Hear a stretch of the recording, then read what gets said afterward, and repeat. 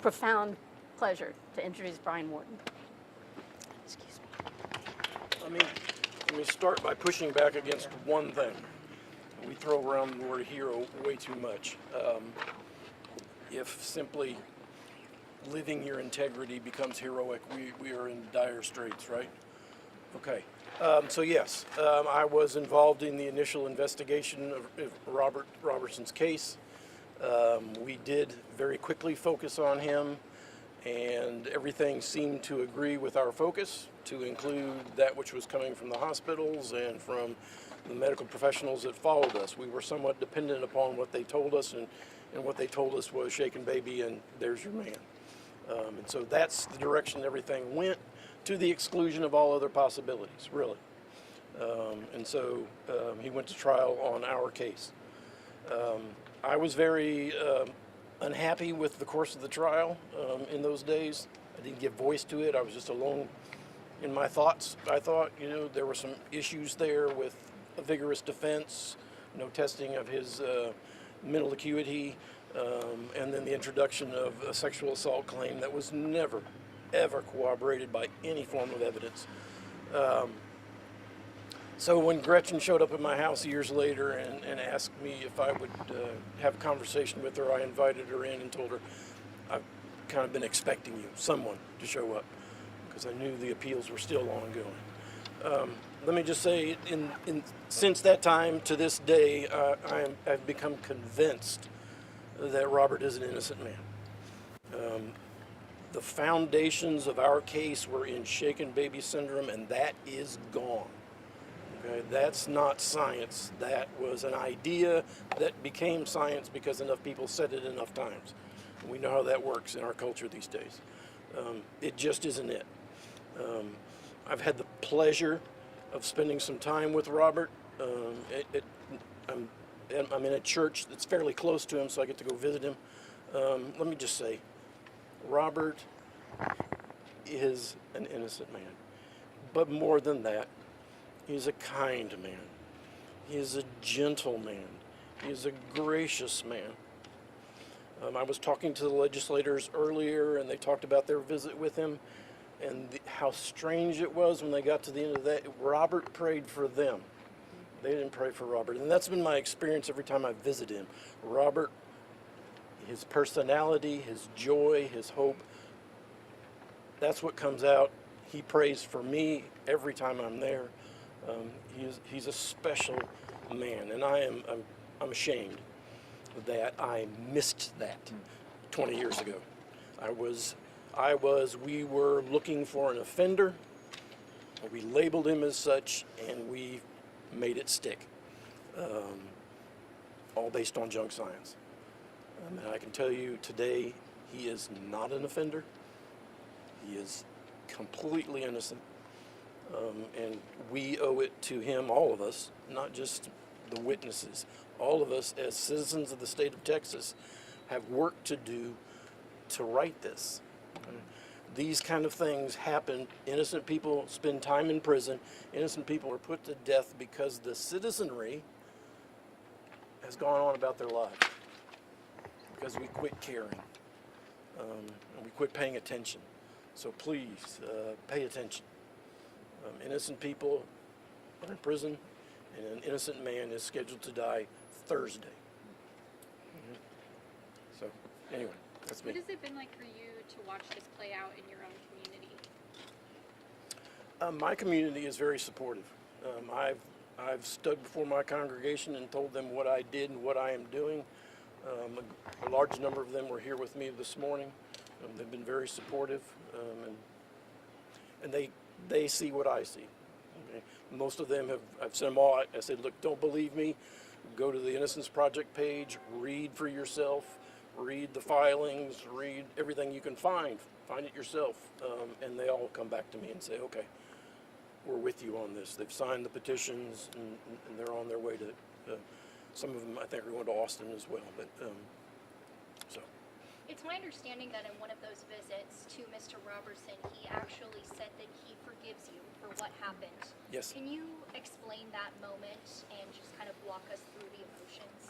I wish I could that was the first time we'd met since the trial, and so I was there, but I wasn't there. Kind of, yeah. We had a conversation, and I apologized to him for my role in his being put there, and my role in not being able to get him freed from there.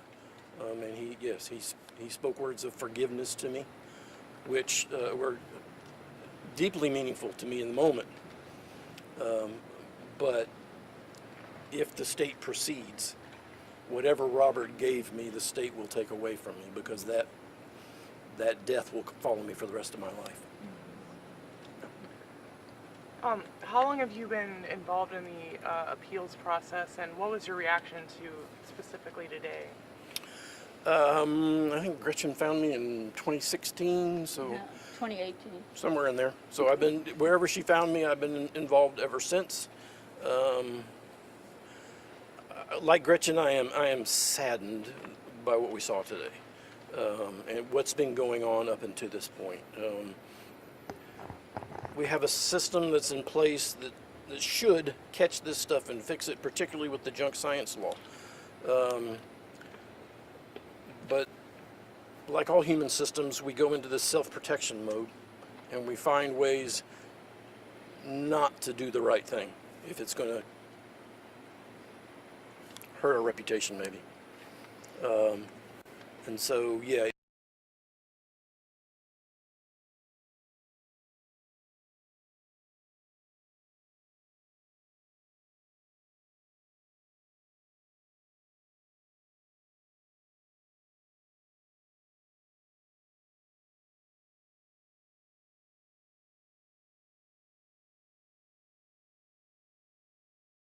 And so we're always having to seek it out. That's why the junk science law came into place, because justice wasn't happening. We could see it out there in front of us, but we weren't there yet, so we needed to write a new law. And we wrote a new law, but the courts are ignoring it. So the justice is still somewhere out there in front of us.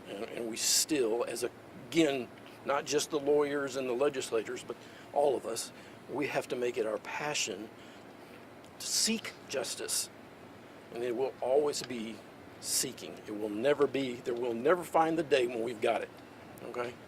And so we're pleading for your help. Help us seek justice for Robert and all the rest of those who are held in prison unjustly. And as a pastor and a person involved in this case, what will you be doing going forward in the in-between as we get closer to October 17th?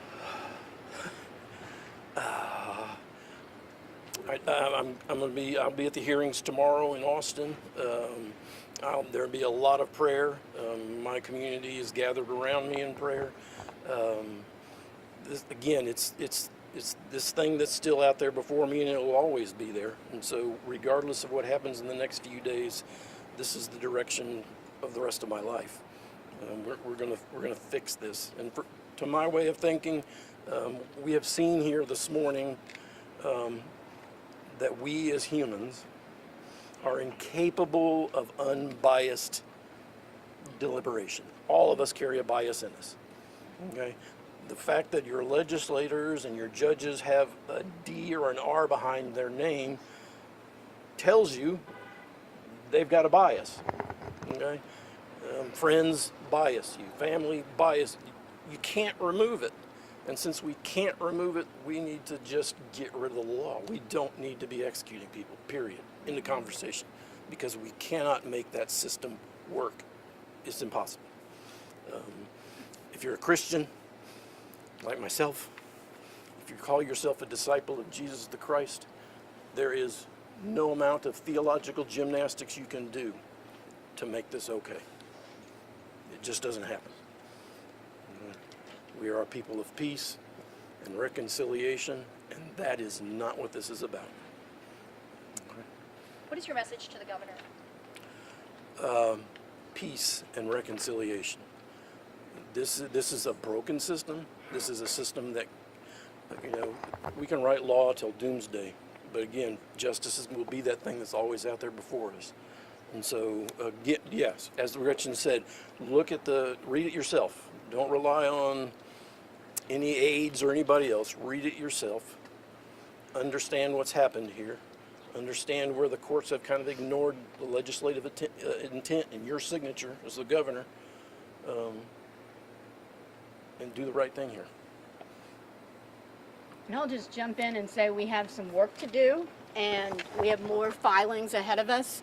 We are so grateful for your support and the spotlight you're shining as the fourth estate. An incredibly important role you play in this. Because I will say, I was thinking last night of the phrase, justice is blind. We all know what that's supposed to mean. It's a metaphor for impartiality. It's not supposed to be literal, that you are blind to the realities, to the evidence, to the complexities, and to the gross injustice that has been playing out in poor Robert's life pretty much his whole life. So let us go, and thank you. But you know, we urge you, if you can, to be there or follow what the lawmakers do. This was a profoundly bold step. We are so grateful they traveled miles and miles to be with us today, and I thank you for your time. Gretchen, do you have any plans with the Supreme Court? Is that an next? Yes. Can you talk more? Breaking news. What are those plans? I've got to go and type them up. That's the plan.